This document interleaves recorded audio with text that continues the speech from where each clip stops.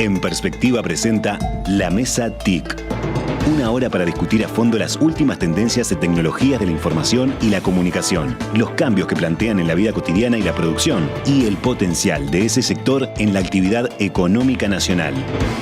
La Mesa TIC es una presentación de INCO para su producto Atlassian Gira Software, con el auspicio de Bantotal, Quanam, Netgate, SIGFE, Elegí Bien, Elegí SIGFE y Quantic Group. Más de 40 años al frente de la tecnología. ¿Cómo pueden hacer ustedes, cada uno de ustedes, para proteger su información personal en Internet? ¿Qué precauciones simples pueden tomar para evitar ser víctimas de ataques como el phishing o el malware?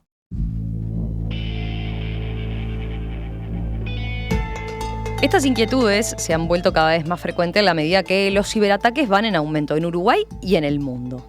Hace 2 meses, aquí en la Mesa TIC, abordamos el tema de la ciberseguridad, poniendo el foco en lo que tienen que hacer las empresas para asegurar sus datos.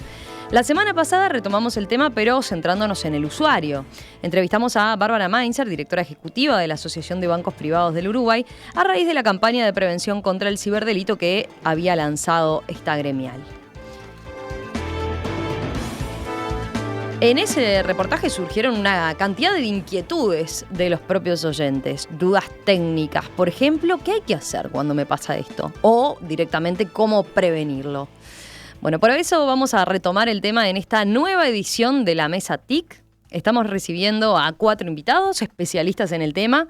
Voy con las presentaciones. Leonardo, ingeniero en computación, socio director de la empresa Security Advisor. Leonardo, ¿qué tal? Bienvenido, ¿todo bien? Buen día, gracias por la invitación y un placer compartir con los colegas del mundo de la ciberseguridad.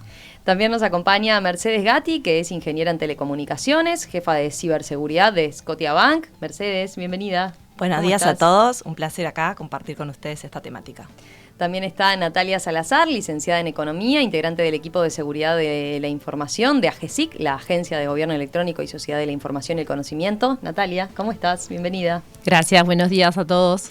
Y nos acompaña también Guillermo Varela, que es vicepresidente de la Cámara de la Economía Digital del Uruguay. Guillermo, ¿cómo estás? ¿Todo bien? Día, gracias, bien, muy bien, buenos días a todos. Bueno, a ver, arranquemos por una pregunta que a todos nos va a inquietar y más vale que tengamos un panorama claro. ¿Cuáles son, dirían hoy, las principales amenazas que enfrentan hoy los usuarios en torno a los ciberataques? ¿Por dónde pueden venir? Bueno, si quieren, dale, arranco Mercedes. yo.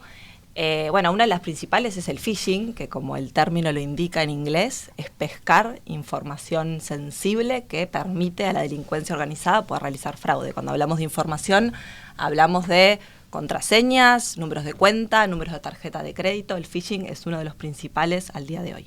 Bien, perfecto. Otro, el malware, por ejemplo. Sí, pero que también está muy vinculado al phishing que comentaba Mercedes, porque por allí nos llega un enlace y también podemos descargar un archivo. Ese archivo puede contener malware. Por eso el cuidado de las recomendaciones que siempre brindamos en cuanto a si hay un correo, si nos comunican, si nos contactan por cualquier vía, siempre confirmar efectivamente quién es el que nos está contactando. ¿Pero qué es el malware como tal? Es un tipo de virus llamado comúnmente, lo que pasa que ha mejorado su clasificación, pueden ser cualquier tipo de virus, troyano, spyware.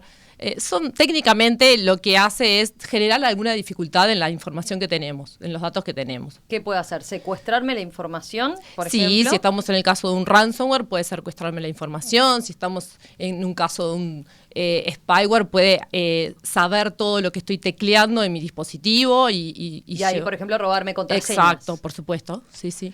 ¿Qué otra amenaza enfrenta hoy el usuario? Dentro del phishing pensemos que también no es solamente por email, ¿no? Tiene sus variantes, phishing, smishing, te puede llegar por mensaje de WhatsApp. A ver. Claro, especifiquemos eso. Y bueno, te puede llegar un mensaje por WhatsApp.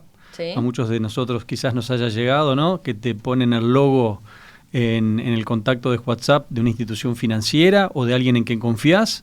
Te llega un mensaje que te pide cierta información. Y bueno, y si obviamente no estás prevenido, puedes empezar a intercambiar información personal que justamente permite la suplantación de identidad, sea por WhatsApp, o sea por SMS, o sea incluso por una llamada telefónica, ¿no? Todos, esas son las variantes, pero mencionaste otras.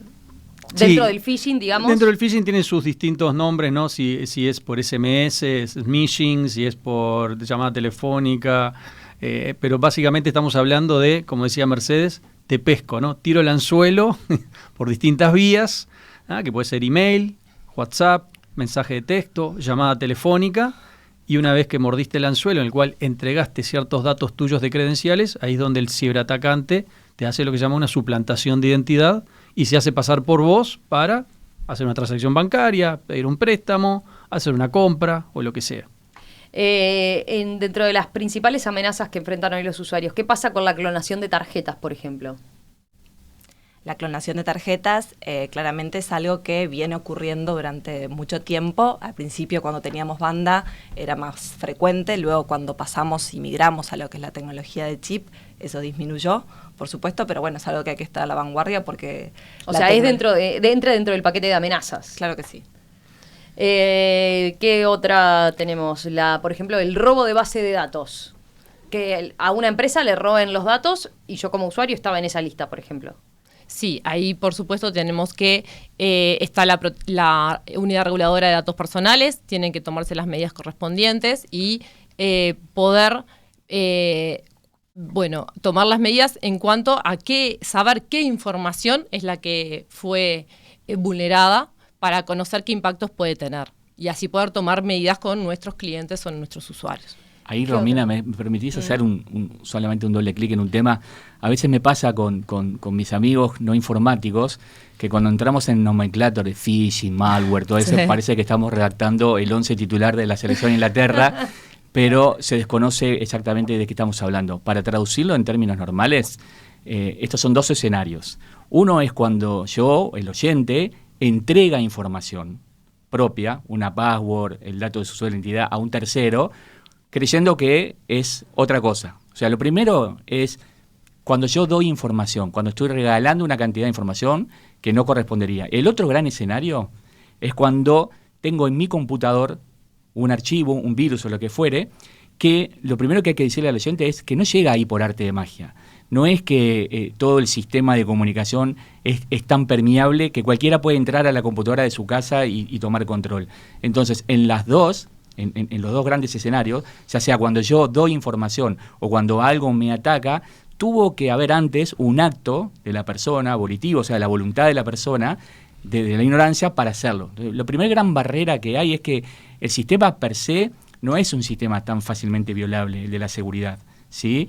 Ahora, si no tomamos precauciones y tenemos algunas conductas que son muy inocentes, ahí sí podría llegar a pasar algunos problemas. Ahora me van a contar cómo lo prevenimos, o sea, a qué tenemos que estar atentos, ¿no?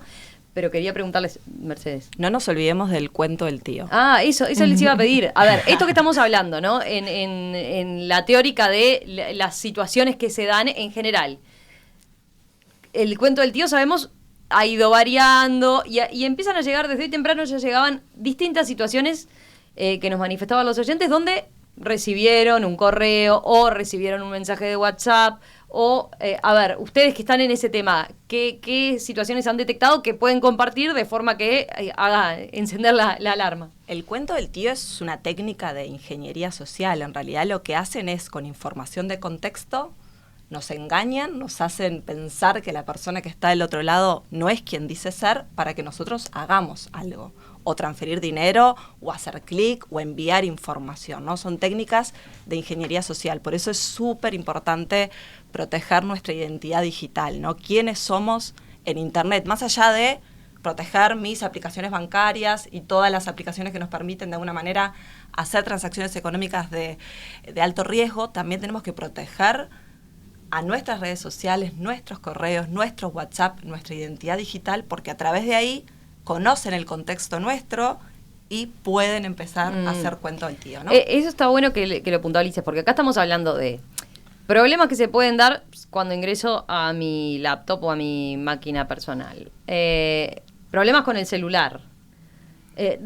Las redes sociales también, por vía redes sociales. ¿Qué otra mencionaste? Bueno, Leonardo decía lo del SMS incluso.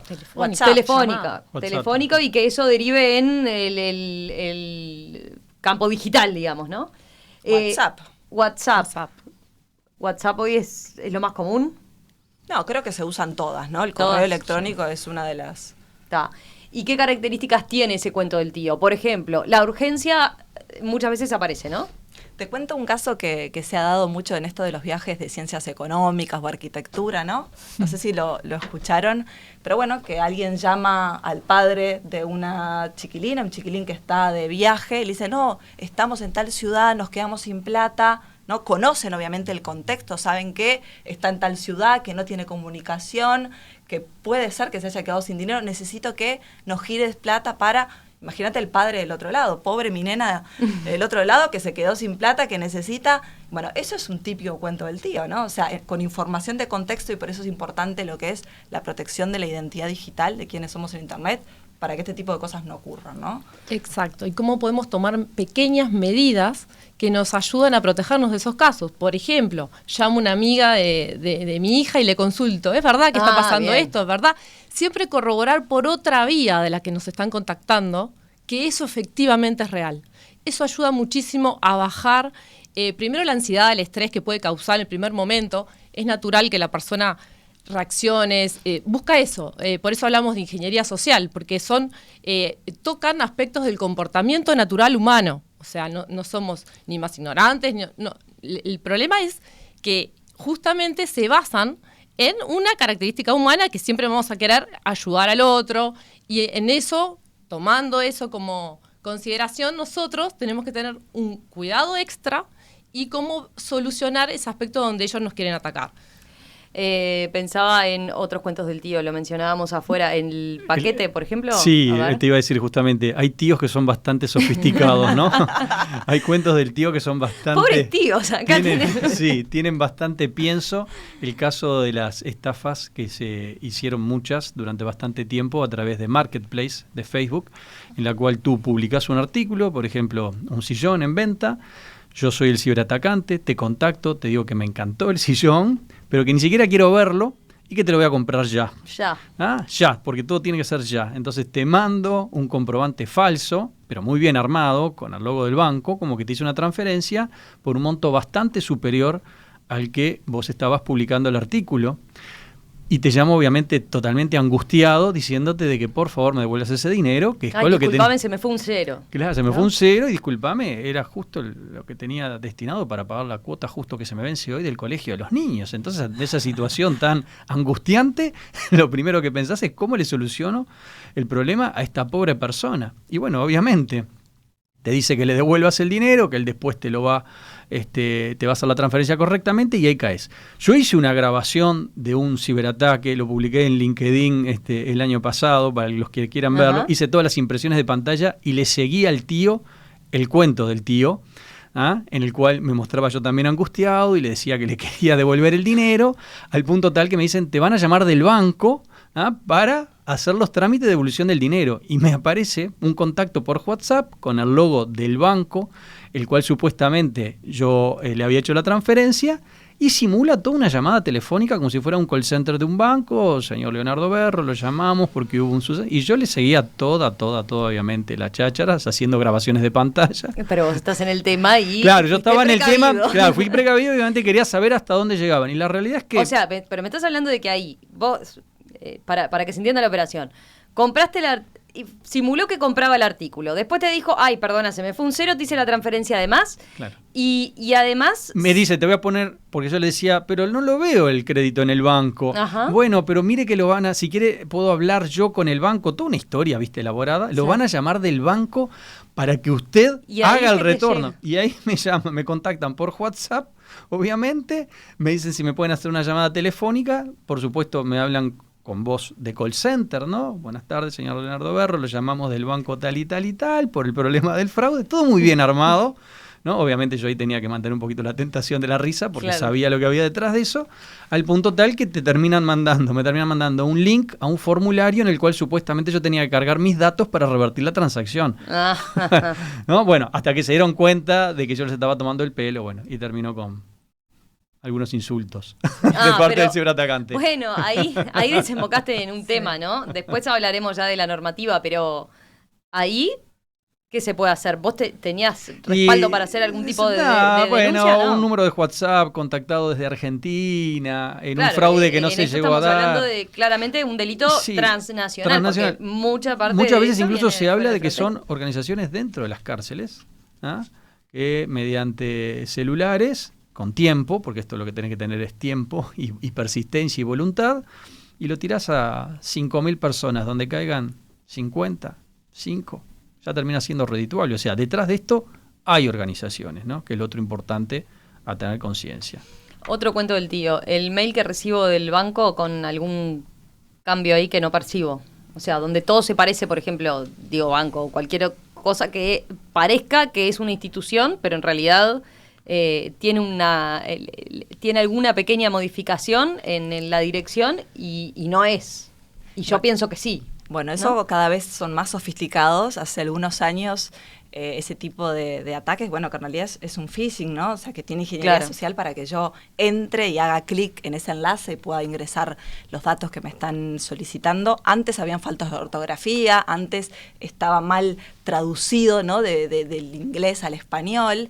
Hoy en día están muy bien hechos, es muy difícil identificarlos, pero acá la precaución es la de siempre, no ingresemos a los links y ante la mínima duda llamemos a la institución desde la cual supuestamente estamos recibiendo algo para verificar que efectivamente nos están mandando eso, ¿no? Pero no ingresemos a ningún link, revisemos al remitente y tengamos mucho cuidado porque es cierto, cada vez son más sofisticados y es más difícil de identificar cuando es real o es falso, ¿no? Ahí Mercedes, para ser bien claros con el oyente, porque a veces quienes nos escuchan suponen de que los que podemos recibir un ataque, un ciberdelito, tiene que ver con la inteligencia. Entonces me dicen, no, a vos no te va a pasar, pero a mí sí. No tiene nada que ver con la inteligencia. No. De hecho, tenemos en las empresas problemáticas con fraude con los tipos más inteligentes que te puedas imaginar. Entonces, hay dos componentes básicos que el oyente tiene que tener en claro. Los dos aspectos que más utilizan los ciberdelincuentes son el concepto de urgencia. Tenés que tomar una decisión ya, pasó esto ahora. Por lo tanto, primer imán en la heladera para las personas, si es urgente, falso. Arranquemos así de entrada. ¿Sí? Después hay otro componente que por suerte tiende a disminuirse, pero que tiene que ver con la inocencia de la gente. Lo que tengo para decirle del lado de las empresas es que los empresarios no somos tan dadivosos, no regalamos 1000 iPhone ni 0 kilómetros, no se ha muerto ningún rey nigeriano en ningún lado. Entonces, el nivel de inocencia que hay cuando uno recibe un premio tiene que ser puesto en tela de juicio de entrada. No es su vida tan afortunada para que andemos regalándole 1000 iPhones si me entrega tal información. Segundo imán en la heladera, no te doy información bancaria a nadie. Ni al banco, ni a mi familiar, ni a la inteligencia artificial. A nadie. Directamente no la doy. Primero porque los bancos no te la van a pedir de esa forma, nunca, bajo ningún contexto. Y por lo tanto, sabiendo eso, de que no te doy ninguna información, por más que me hagas la ingeniería social que me hagas y vengas con el tío, la cuñada y toda la familia, no hay chance de que yo pueda ser vulnerable. Entonces, en ese aspecto, hagamos doble clic en el concepto de que es cierto que la ciberdelincuencia está cada vez más profesionalizada, pero no van a poder con el oyente, siempre y cuando el oyente tenga esto bien en claro. No te voy a dar ningún tipo de información, por más que me asegures que tenés raptado a toda mi familia y que el banco está a punto de fundirse si yo no te llamo. Eso no existe. En definitiva, acá la concientización y tener una cultura y adquirir comportamientos seguros sigue siendo una de las herramientas más potentes de cara a protegernos ante este tipo de ciberdelitos, ¿no? Sí, y ahí una acotación. Sí. El rango etario más vulnerable a todo esto es el adulto mayor, ¿no? Uh-huh. Por eso ahí yo creo que también es una responsabilidad de los adultos menores, ¿no? Concientizar a nuestros padres, familiares, porque estamos viendo todos los días que generalmente el cuento del tío se da mucho más obviamente en la franja etaria mayor, ¿no? Les iba a preguntar, ¿cómo antes de entrar en medidas de otro tipo de medidas de seguridad, más allá de estar alertas, ¿no? Como primer recaudo a todo esto que han señalado, ¿cómo pueden los usuarios identificar si sus datos han sido comprometidos? Estoy pensando, claro, en una cuenta bancaria parece obvio, voy a empezar a notar si soy ordenado con las cuentas de que efectivamente o me quedé sin saldo o me están sacando de a poquito o lo que sea, pero ¿qué pasa, por ejemplo, con el correo electrónico, con las redes sociales, con los celulares? ¿Cómo me entero de si efectivamente yo no estoy ya con un problema de este tipo donde me tienen todo? Bueno, hay que tener muchas medidas en cuenta. Primero que nada, siempre tener los dispositivos actualizados, podemos tener aplicaciones que nos ayudan a detectar qué permisos estamos otorgando, tener cuidado en los permisos que otorgamos cuando descargamos aplicaciones. Efectivamente vamos a necesitar que tengan acceso a mi ubicación, a la cámara, al micrófono. ¿Qué permisos otorgamos? Tener un poquito más de cuidado en ese sentido. Eso al momento de bajar aplicaciones, entonces. Sí, ahí exacto. Es un punto a tener en cuenta. Sí, hay un punto Bien. a tener en cuenta. También tener en cuenta si... ¿qué otro tema puede ser? ¿Qué pasa con los consentimientos en las páginas de internet, por ejemplo? Porque te ponen una lista enorme y vos decís, sí, acepto todo. Bueno, ahí después lo que te puede pasar es que, bueno, te puede llegar también otro tipo de spam, utilizar esa información para darte publicidad, para... A veces tiene aspecto, o sea, lo importante acá es decir, bueno, ¿qué estamos aceptando? ¿Podemos aceptar solo cosas que sean funcionales? ¿Estamos dispuestos a aceptar algo más? Ahora nos dicen con qué tercero se va a compartir esa información, ¿estamos dispuestos a compartir esa información? Siempre tener, como decía Mercedes, un pensamiento crítico. Ir hacia entender qué es lo que estamos haciendo cuando hacemos tal cosa, cuando entramos a un sitio, cuando navegamos por internet, cómo poder hacerlo de manera más segura. Vos me había dicho también, reiterame la pregunta, ¿qué podemos hacer si nos damos cuenta? No, para saber Bueno. que, o sea, porque en general uno dice, no, a mí Claro. eso no me pasa, y capaz que sí, que efectivamente, ¿no? Tenemos un virus por el cual están tomando todas nuestras contraseñas y no tenemos idea. Bueno, sí, ahí lo fundamental es tener siempre los sistemas actualizados, ¿verdad? Que eso es lo que nos permite un poco tener como un aviso, bueno, si vemos que nuestro dispositivo funciona mal de alguna manera, poder, pasar el antivirus, seguir tomando ciertas medidas de precaución básicas. Y si se nos escapa de las manos, bueno, siempre recurrir a alguien que nos pueda ayudar a veces hay que borrar todo y volver a instalar. Por eso es lo importante de tener siempre respaldos con nosotros.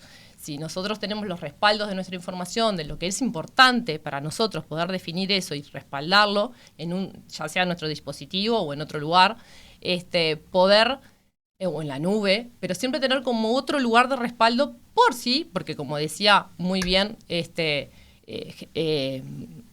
Gustavo Guillermo. Como Pensé que decía- estabas buscando la idea, no el nombre, por eso no te ayudaba. Como decía muy bien Guillermo, nadie está ajeno a que nos pasen estas cosas, entonces cuanto más precauciones podamos tomar, mejor protegidos vamos a estar.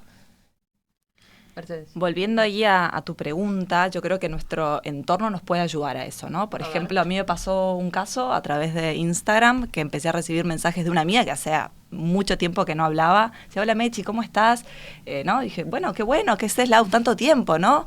Me llamó la atención al principio, pero dije, bueno, puede ser real, ¿no? Y después, claro, la conversación se fue dando de que quería venderme pesos argentinos, ¿no? Y que quería hacer una transacción.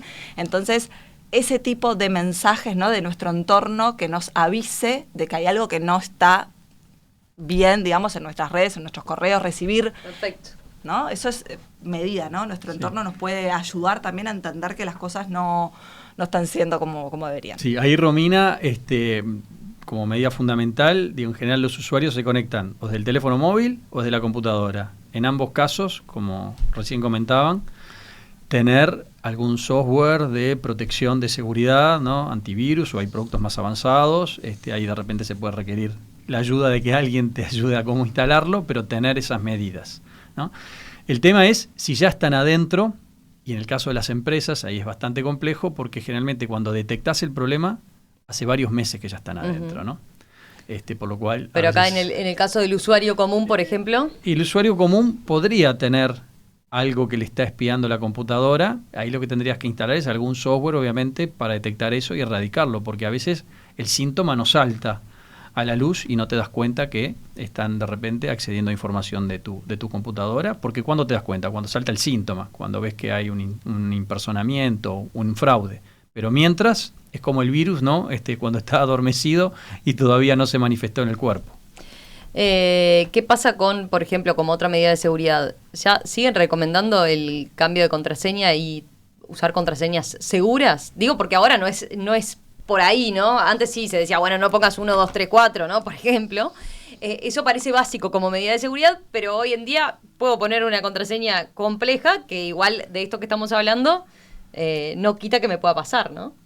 Yo creo que esto es como la seguridad física, ¿no? Creo que está bueno, por ejemplo, en una casa pongo una reja, pongo una alarma y pongo un perro, ¿no? Seguridad, digamos, por capas. Cuantas más cosas ponga, mejor para poder proteger al usuario. Obviamente que tener una contraseña fuerte nos ayuda, pero hay que complementarlo con otras medidas. Por ejemplo, un doble factor de autenticación. Y no solamente A ver, expliquemos eso por las dudas. No solamente la contraseña, por ejemplo, hoy en día se utiliza un doble factor que cuando hablamos de distintos factores de autenticación es algo que tenemos, por ejemplo, puede ser una tarjeta, algo que somos, huella, y algo que sabemos, por ejemplo, una contraseña. Entonces, cuando mezclamos dos factores, hacemos que nuestro sistema sea más seguro. Y acá no solamente tenemos que pensar en las aplicaciones bancarias, y vuelvo a insistir en nuestra vida personal. Configuremos doble factor de autenticación en nuestro correo, en el WhatsApp, en las redes sociales, en todos los sistemas que tecnológicamente me permita poder configurar un doble factor de autenticación. Pero en resumen, cuanto más medidas tengamos, mejor. Así que no nos olvidemos de la contraseña y de crearlas seguras. Pero está bueno, eso parece clave o parece obvio, pero tengo que tener entonces en el mail, en Eso. WhatsApp, en todo doble factor de autenticación y chequear de que lo tengo efectivamente así, configurado. Sí, es muy importante tener una contraseña robusta. También, Y sigue siendo. Sigue siendo muy importante tener una contraseña robusta. Es el primer... Hay 3 pasos fundamentales, o 4, que el usuario, siguiéndolos, está, como dice Mercedes, adquiriendo cada vez más capas de protección. Mi primer paso es generar una contraseña robusta. Mi segundo paso es proteger esa contraseña. ¿Cómo la protegemos? Teniendo en cuenta todo este mecanismo de anti-phishing que venimos hablando, de no acceder, de no darla, de no brindarla sin darme cuenta, ¿sí?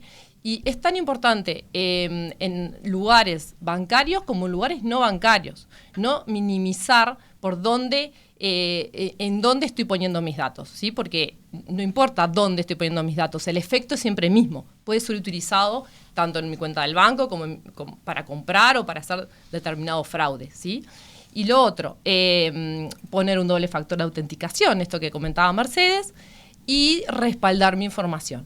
Con esa, tener siempre un software antivirus actualizado, no descargar aplicaciones o software de sitio que no sea oficial, ¿sí? Todas esas medidas básicas van a generar una protección mejor en el usuario, en las personas. Así que ahí también hay un llamado para las empresas, por ejemplo, para implementar el doble factor de autenticación a los efectos del usuario, ¿no?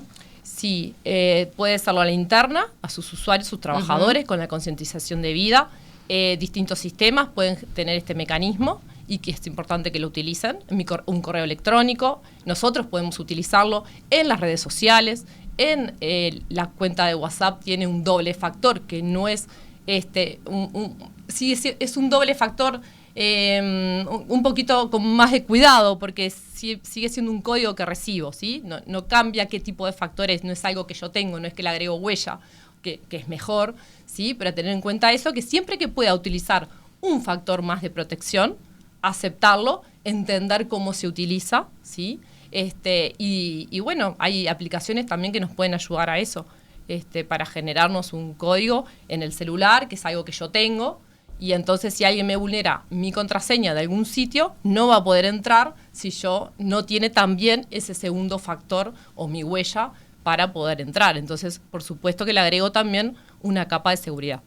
En la página de AGESIC, y ahí ya te paso el aviso, está el Seguro Me Conecto. Que Seguro Te Conectás. Seguro Te Conectás, está muy bueno, está todo esto muy bien explicado en idioma español, con tutoriales paso a paso, cómo poner segundo factor. Capaz que lo ibas a comentar vos y yo te estoy adelantando. Me encanta que lo comente otra persona. Está muy bueno. Lo estuve leyendo y vi que tiene una cantidad de esfuerzo y dedicación. Sí. Está muy bien armado. Segundo factor en LinkedIn, en redes sociales, en Facebook, en Instagram, en WhatsApp. Vale la pena comentar que ha sido un esfuerzo compartido con muchos actores que están en esta mesa. Hemos trabajado varias campañas con CEDU, con los bancos, o sea que estamos realmente muy contentos de generar un producto que le pueda servir a la población y a las empresas. ¿Ibas a decir algo, Guillermo?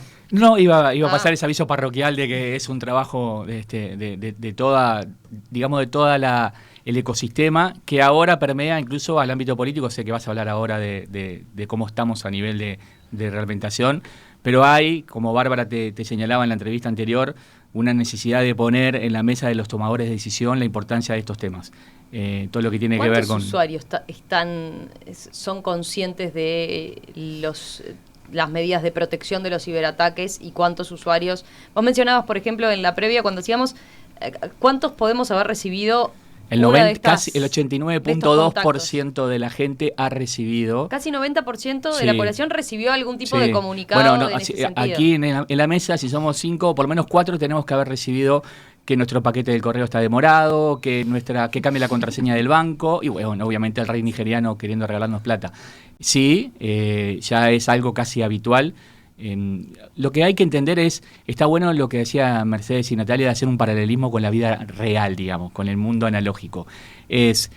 Cuando yo ahora trataba de traducir qué implica el riesgo de instalar un software en mi computadora, esto es como que yo deje entrar un desconocido a mi casa, ¿sí? Tengo que tomar las mismas precauciones. Ok, a veces es necesario hacerlo, porque el técnico del aire acondicionado va a tener que entrar a casa. En informática también, a veces tengo que instalar un programa, pero ahí sí tengo que hacerlo correr en el antivirus, tengo que ver la procedencia. Entonces, si logro hacer un paralelismo entre mi vida analógica, mi vida digital, puedo llegar a entender los riesgos que tengo y cuáles son las precauciones que tengo que tomar, porque insisto en sacarle pánico a la situación. El tema con mediana inteligencia e información no implica ningún riesgo, y todos los actores del ecosistema tienen doble factor de autentificación.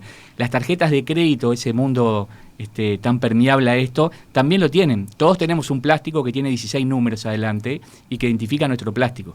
Pero a la hora de confirmar una operación tenemos otro numerito que está atrás, se llama el código de seguridad, que ningún hacker lo tiene, porque ese código de seguridad las empresas estamos obligadas a no guardarlo. Entonces mañana me pueden llegar a robar mis 16 números, pero nunca van a tener el número del código de seguridad. Entonces hay una cantidad de doble factor de autentificación que acota bastante el riesgo. Siempre está en el terreno de la precaución de la que venimos hablando. La Mesa TIC es una presentación de INCO para su producto Atlassian Gira Software, con el auspicio de Bantotal, Quanam, Netgate, Sigfe, Elegí Bien, Elegí Sigfe y Quantic Group. Más de 40 años al frente de la tecnología. ¿Cómo pueden hacer ustedes para proteger su información personal en Internet?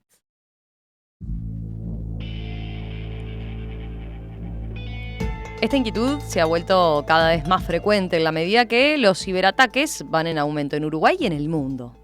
Hace 2 meses aquí en la Mesa TIC abordamos el tema de la ciberseguridad, poniendo el foco en lo que tienen que hacer las empresas para asegurar sus datos.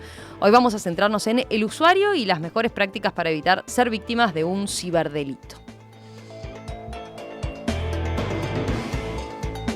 Estamos en la mesa con Leonardo Berro, ingeniero en computación, Mercedes Gatti, ingeniera en telecomunicaciones, Natalia Salazar, licenciada en economía, y Guillermo Varela, que es vicepresidente de la Cámara de Economía Digital.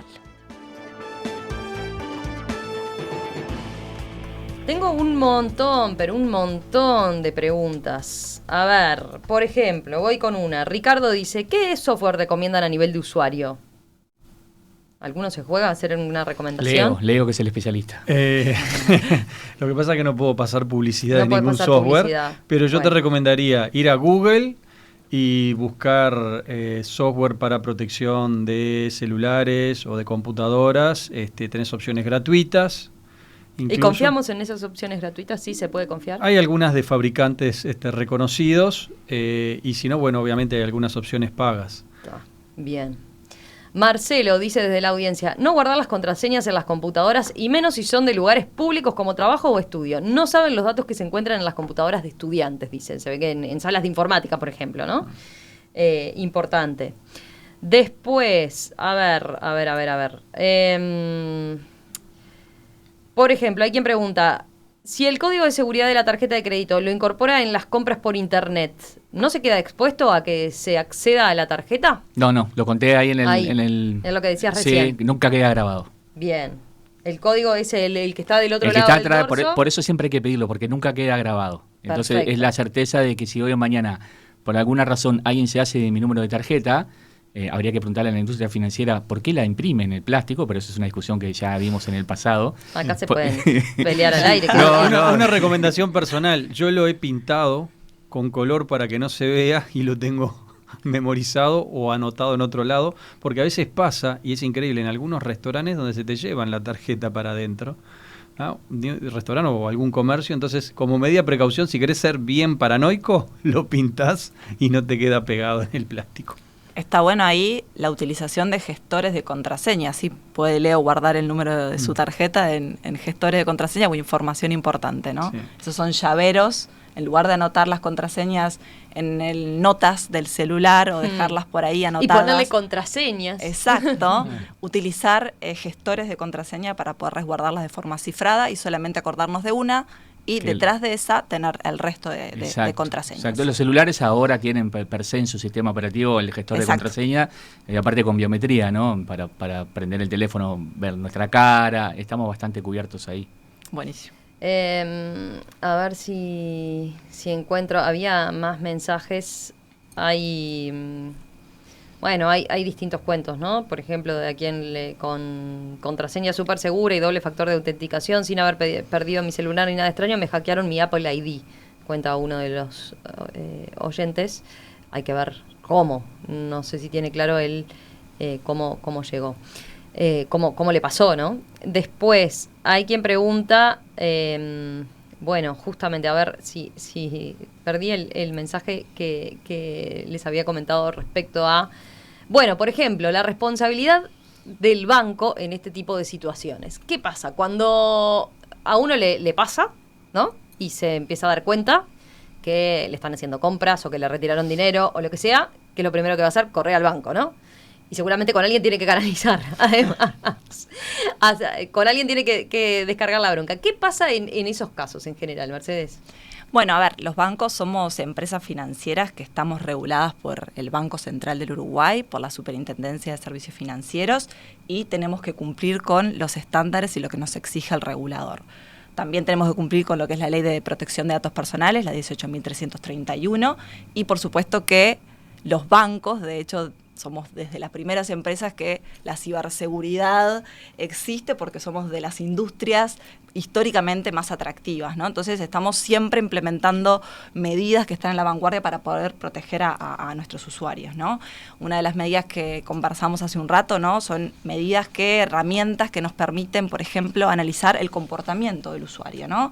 Qué tipo de transacciones hace, desde dónde las hace, qué tipo de dispositivos utiliza, con qué velocidad ingresa la contraseña, ¿no? Y eso nos permite de alguna forma poder determinar un riesgo y a partir de ahí poder tomar decisiones. Pero volvemos a lo mismo de siempre, más allá de poder tener las mejores herramientas, el mejor equipo de ciberseguridad protegiendo, acá necesitamos de la colaboración del usuario final, de la concientización, de que entiendan cuáles son las medidas que tienen que tener en cuenta a la hora de operar y no tener miedo, simplemente concientizarse, entender cómo hay que protegerse y de esa manera usarlas con tranquilidad.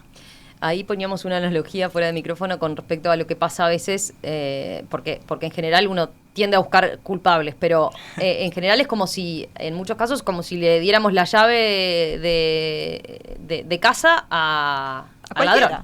Romina, es como si entendamos que la cuenta es del usuario. Es como si a mí me robaran en mi casa donde alquilo y yo llamara a la arrendadora, pagame el televisor que se acaban de llevar por la ventana que dejé abierta. ¿Qué tiene que ver la arrendadora? No tiene ninguna responsabilidad en ese aspecto. Acá pasa exactamente lo mismo. Si hoy o mañana sí el banco fuera víctima de un ciberataque, que es muy difícil por todas las reglas que ellos manejan, ahí sí. Pero en el caso de las transacciones, cuando yo estoy dando una clave o cuando yo le estoy pagando a un tercero, el banco no tiene absolutamente nada que ver. Sí, ahí me gustaría complementar también lo que han mencionado tanto Mercedes como Guillermo. Del punto de vista del banco, también comentarles que AGESIC tiene a disposición el marco de ciberseguridad y el sector financiero como sector crítico podemos decir que ha avanzado, ha profundizado cada vez más la implementación de ese marco. AGESIC trabaja también en conjunto con el Banco Central para generar toda la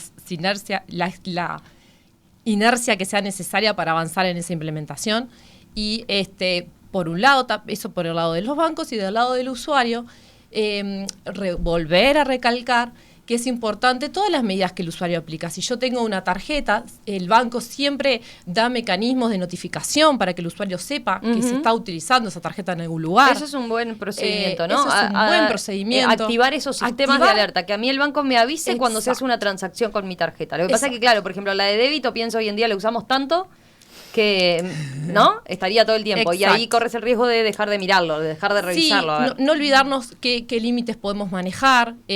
También a veces, por supuesto, todo lo que tiene que ver con seguridad es un equilibrio entre funcionalidad y comodidad y protección, ¿verdad? Pero a veces también es importante ver qué riesgo asumimos con los límites que tenemos en nuestras tarjetas, con los límites que manejamos, movimientos diarios que es permitidos. Y ahí también el banco tiene otro mecanismo, avisar al banco si vamos a efectuar un viaje, cosa que si no estamos en el extranjero, al banco le puedan llamar la atención movimientos realizados de fuera del país. Son todas medidas que nosotros tenemos que también ayudar y notificar lo antes posible en la institución financiera cada vez que vemos algo extraño, un movimiento, un aviso, lo antes posible. Eso es bien interesante. Me quedé con lo que decía Guillermo, eso de diferenciar las situaciones, ¿no? Una cosa es que el banco, más allá de todas las medidas de seguridad que toma, termine siendo víctima de un ciberataque, en cuyo caso ahí sí se tiene que, entiendo, hacer responsable. Y otra situación es cuando se da, yo, usuario, solo, aisladamente, soy víctima de un fraude por el cual, un ciberataque por el cual me terminan efectivamente vaciando la cuenta del banco.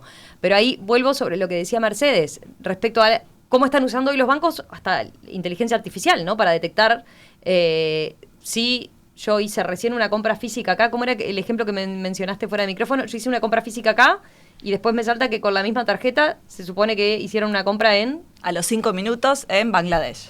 Y ahí algo dice, no, ahí acá hay un saltan problema. Las alertas, exactamente. Y ahí se frena la transacción, ¿cómo es? Sí, depende de las reglas que se configuren en cada institución, pero sí, claramente esa de 5 minutos, tarjeta presente en Uruguay y luego en Bangladesh, eso no es viable, ¿no? ¿Y eso qué hace? ¿Que no me llegue a mi estado de cuenta, por ejemplo? Que no se produzca la transacción. No se produce la transacción, la persona no puede comprar.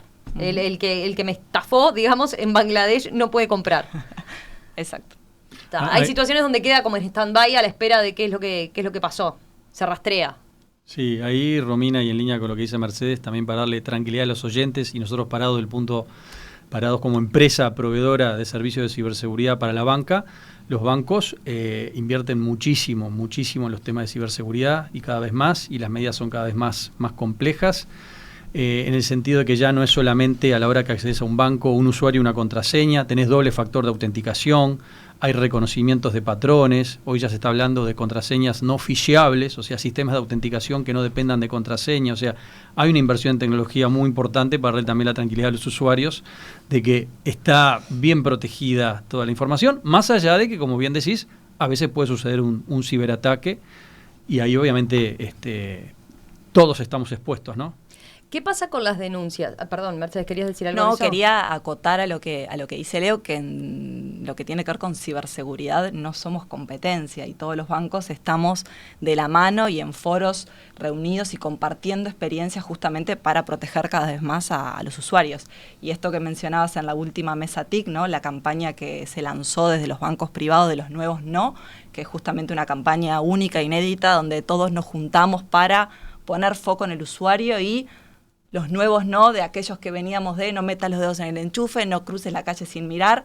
Bueno, ahora los nuevos no, enfocados en no descargues aquello que no estás esperando, no hagas clic en el link, etcétera, ¿no? Entonces, nada, en ciberseguridad no somos competencia, sino todo lo contrario, somos colaboradores y estamos continuamente en contacto para saber qué es lo que le pasó a uno o al otro para poder entender y poder proteger de foco a nuestros clientes. Les iba a preguntar, cuando uno es víctima, yo decía, bueno, descarga primero a ver qué es lo que pasó. Descarga su angustia, pero después, ¿qué pasa con la denuncia, por ejemplo? ¿Ustedes recomiendan que se haga la denuncia? ¿Dónde se va? ¿Dónde se acude? ¿A la jefatura nomás? ¿A cualquier jefatura de policía? ¿A cualquier seccional? ¿Cómo se procede en ese caso? Porque imagino que la gente no tiene, sabemos lo que nos pasa si nos roban el auto, pero esto es otra cosa. Sí, ahí va a depender un poco del contexto, de qué es lo que está sucediendo. Cuando a veces si identificamos un problema con nuestras redes sociales, como hablábamos hoy, un caso de suplantación de identidad, generalmente lo primero que hay que hacer es trabajarlo dentro de la red social. También ahí vuelvo a recalcar la importancia de que estemos familiarizados con cómo trata la red social estos temas. Aprovecho a comentarles que tenemos un curso que AGESI publicó hace pocos días, ayer o pocos días, para todo público, que te podés autorregistrar, podés hacerlo a tu propio ritmo, y ahí se manejan todos estos temas que venimos hablando en la mesa.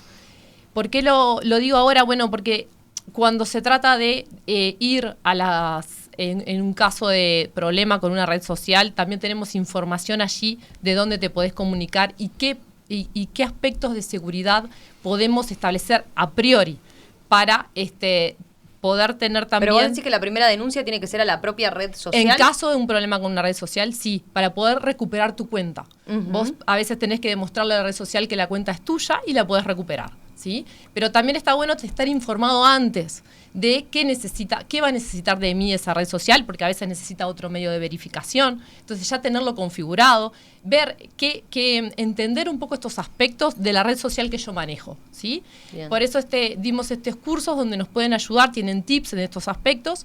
También eso por un lado, por eso les comentaba al principio de la importancia de entender qué nos está sucediendo, ¿verdad? En caso de una red social va a ser mucho más rápido dirigirse a la propia red, entender qué es lo que podemos hacer para recuperar nuestra cuenta. Bien. Y haber generado previamente todo lo que es necesario para luego poder hacerlo. Igual que si pierdo un celular, las prácticas recomendadas de poder localizarlo, de poder bloquearlo, de poder borrar la información remotamente. Si bien yo puedo denunciar, por supuesto, y eso lo vamos a seguir hablando, en casos más complejos, obviamente que sí, lo recomendable es siempre denunciar, ¿sí? No estoy hablando denunciar por la vía formal, por la vía formal, ir a la seccional. Ir a la seccional más cercana, más próxima y contar lo que está sucediendo. También podemos tener, en el caso de un fraude bancario, mi primer medida va a ser comunicarme con el banco, explicar la situación, bloquear la tarjeta, bloquear los movimientos en la cuenta, momentáneamente hasta resolver el problema, pero que no siga sucediendo una práctica ilícita, incluso sin llegar a tanto, en casos de phishing, poder denunciar ante la institución de la que están utilizando imitando en estos casos de inteligencia de phishing, cuando les llegan mensajes que no son reales y nos damos cuenta, poder avisar a esa institución para que pueda avisarle a sus usuarios y que esto no se siga expandiendo, ¿sí? Todas las medidas que podamos tomar. Por eso también las empresas, cuando hablábamos hoy, ¿qué medidas pueden tomar las empresas? Bueno, es importante que disponibilicen claramente el canal a sus clientes, a sus usuarios, de dónde pueden comunicarse ante este tipo de sucesos para que bueno, se pueden tomar medidas lo más rápido posible y evitar que otros clientes o usuarios tengan el mismo problema. Tengo varias preguntas. A mí Romina me acaban de hacer una muy inteligente, sí, la quiero compartir. Hay gente escribiéndome diciendo sobre el factor de autentificación. Por ejemplo, hay alguien que me dice, anoche hice un pedido de comida y nadie me pidió el factor de autentificación. ¿Esa transacción es más o menos segura? A ver, el factor de autentificación, como bien contó Mercedes, se pide cuando hay cierta complejidad en la transacción, ya sea el importe es grande, ya sea el origen, tiene algunas características, pero la idea no es estar pidiéndole el número en todas las transacciones. La industria financiera tiene seguros y cubre experiencias como esta.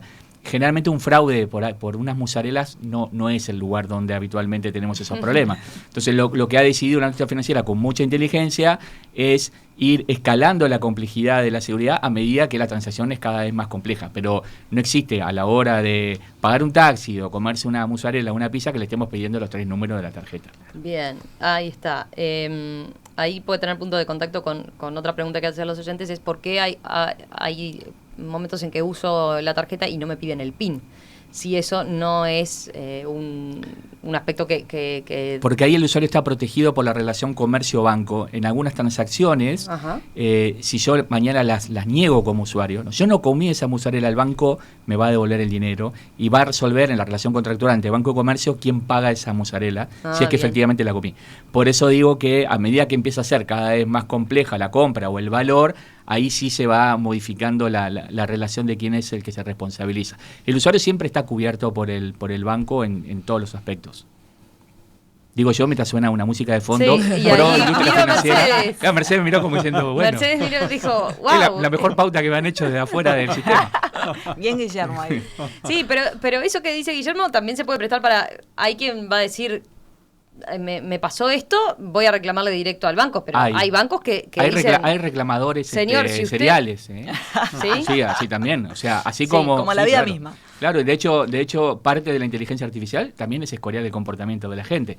Si Romina me compró una vez y se quejó y me dijo que no consumió ese producto, le creo a Romina. Si Romina a la semana vuelve a hacer lo mismo, le creo a Romina, pero ya empiezo a mirar para el costado. Si Romina en el mismo mes, por tercera vez, me dice que no compró el producto, y bueno, Romina, creo que tenemos un problema contigo. Vamos a hacer la última pausa y enseguida hablamos de lo que nos falta en materia de política, ¿no? Política de Estado. Está con medida sanción un proyecto que tiene que ver con justamente regular los delitos de los ciberdelitos. Así que vamos a profundizar en eso, qué aportaría y por qué es importante en todo caso que se vaya por este camino o no. Ustedes dirán. Nos quedó un punto para mencionar, nos quedaron varios, de hecho hay muchísimas preguntas de los oyentes, pero a propósito de qué políticas públicas son necesarias para mejorar la seguridad a nivel nacional. Veíamos, Natalia mencionaba todo lo que tiene que ver con, en particular, lo que está haciendo la GESIC, ¿no? Los cursos que imparte, las recomendaciones que da para los usuarios. Ahora, nosotros en Uruguay tenemos un gran pendiente, ¿no? Que está todavía a estudio de la Cámara de Senadores, un proyecto de ley sobre... los ciberdelitos, para penar los ciberdelitos que hoy en día no son penados en nuestro país. Y eso, por ejemplo, según señalaba Bárbara Meitzer, directora ejecutiva de la Asociación de Bancos la semana pasada, hace que, bueno, seamos un punto de atracción o que estemos como país más vulnerables a esto. ¿Ustedes comparten? ¿Falta una normativa así? ¿Y qué le aportaría? Sí, claro que falta. Falta en el sentido de que hoy por hoy no hay nada. Por lo tanto, cualquier iniciativa es bienvenida. Está en este momento en el Parlamento y creo que hoy tuvimos buenas noticias respecto del avance de esa legislación. Para explicarle al oyente, lo que nos está pasando es que no tenemos delitos del mundo digital. Cuando tenemos que hacer una denuncia, vamos sobre el corpus penal actual. Entonces es una estafa, un hurto, un robo, pero no está la tipificación específica del mundo digital y otras consideraciones más que el proyecto presenta. Creo que es una muy buena iniciativa. Es el comienzo, ¿verdad? Todavía estamos lejos del ideal e incluso de poder imitar el marco normativo y legislativo de países más evolucionados en estos temas. Es un año particular porque es un año de elecciones donde los tiempos del Parlamento están abocados a las urgencias y bueno, lo que hemos tratado de explicarle a los legisladores es que esta es una de ellas, en el sentido de que necesitamos avanzar en la protección de los consumidores con esta legislación. ¿Los demás comparten? Sí, completamente. AGESIC ha colaborado participando en las mesas de creación de propuesta de esa ley y es sumamente necesario poder diferenciar también estos tipos de delitos del mundo físico, uh-huh. ¿Verdad? No siempre encajan perfectamente de igual manera que se dan en el mundo físico. Lo que pasa ahí tenemos que volver a un punto que señalábamos recién, que hicimos referencia al principio, ¿no? Acá estamos hablando además de delitos transfronterizos, entonces el usuario a veces tiene la sensación de que, bueno, hago la denuncia ahí y esto, para que más allá de que no esté en el código penal como ciberdelito, sino que tengamos que acudir a los delitos habituales del mundo físico, uno se siente muy pequeñito, ¿no? O diciendo, bueno, ¿y qué pasa acá? Pero siempre es importante denunciar para conocer lo que está sucediendo, ¿verdad? Poder tener información de lo que está pasando y poder tomar medidas, generar medidas. Nosotros, desde nuestro rol y las demás actores en su rol, podemos coordinar acciones y me parece que contar con la información correcta y adecuada es el primer paso. ¿Qué punto les quedó por comentar? A ver, porque ya tenemos que ir cerrando y había varias cosas que teníamos un resumen ahí. Positivo, Dale. es decir, que en lo que tiene que ver con, por lo menos, el tema de nuestra Cámara, que es el comercio electrónico, esta es nuestra mejor época en la historia del comercio electrónico, en todo sentido, incluso en el de la seguridad. Tenemos un volumen transaccional enorme, toda la economía tradicional ha migrado para el mundo digital. Este país fue testigo de cómo su economía no se paró a cero en la pandemia gracias a la economía digital. Por lo tanto, no hay luces de alarmas en el sentido de que tengamos un problema endémico al sistema. Estamos cada vez transaccionando más y mejor, las empresas están cada vez más profesionalizadas. No tenemos grandes riesgos, sí, por un tema de volumen y de complejidad. Tenemos que empezar a entender y adecuarnos a este nuevo mundo, educándonos digitalmente. Entonces, en ese aspecto, esta mesa está muy mancomunada. La GESIC tiene todos estos programas y los links que hemos prometido dejar en la página de Perspectiva. Eso, van a estar los links estos que señala Natalia de los manuales que tiene la GESIC respecto a estos temas. Los bancos hicieron la campaña de concientización, los proveedores de software y soluciones están cada vez más profesionalizados y el mundo el mundo de quienes vendemos productos y servicios y experiencias por Internet está muy maduro. Es una buena época como para seguir confiando en el crecimiento de nuestra economía digital. Sí, y en línea con lo que dice Guillermo es no asustarse sabiendo de que las noticias cada vez más se habla del tema de ciberseguridad, ¿no? Hace 10 años era difícil ver una noticia de ciberseguridad en un medio, hoy las estamos viendo todos los días. No es para generar pánico ni paralizarse, sino justamente lo que venimos hablando en la mesa, para tomar medidas, concientizar mucho más, y ahí las empresas obviamente tienen un rol muy importante en concientizar usuarios, lo que decía Mercedes, todo lo que está haciendo ya la industria financiera en concientizar a sus usuarios, ¿no? Y bueno, y esto es una carrera en la cual el atacante desarrolla nuevas medidas, y ahora sobre todo con el tema de la inteligencia artificial, y bueno, y los proveedores de servicios de ciberseguridad tenemos que desarrollar nuevas protecciones, ¿no? Sí, importante mencionar también que AGESIC presentó hace pocos días la Estrategia Nacional de Ciberseguridad, que en la semana que viene vamos a estar trabajando en mesas con todos los actores que van a intervenir también para mejorar la versión que se tiene, para hacer sus aportes, que es una construcción, co-construcción de todos los actores, lo cual para poder generar metas y seguir trabajando estratégicamente estos temas y seguir avanzando estos temas. Y a mediados del año poder dejar también disponible para la plataforma de participación ciudadana para que todos los ciudadanos, cualquier persona, va a poder opinar y dejar sus comentarios a la misma. ¿Sí? Perfecto. Concuerdo con mis compañeros, creo que, como decía hoy, la herramienta que tenemos a la mano para protegernos es la concientización, así que nada, prestar atención a las distintas campañas, a la de AGESIC, a la de los nuevos no lanzados por los bancos privados, a lo que los bancos también emitimos nosotros mismos, y también acompañar a aquellas personas más susceptibles, ¿no? Como el adulto mayor, personas que están quizás más aisladas y que sienten en Internet una compañía, ¿no? Entonces, creo que la concientización y la educación, y no tener miedo a utilizar, porque es el mundo en el cual estamos, en el mundo digital, simplemente hay que aprender a utilizarlo de forma segura y adquirir comportamientos seguros.